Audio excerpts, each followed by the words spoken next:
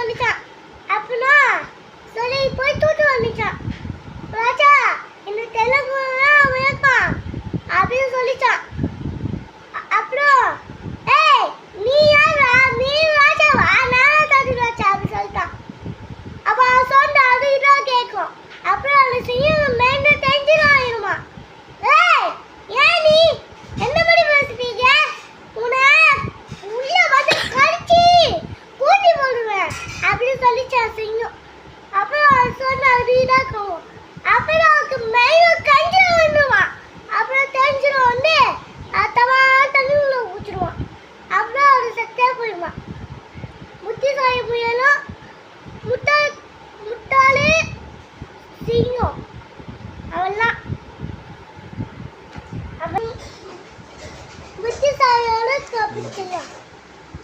இதோட நீதி என்ன சொல்லு?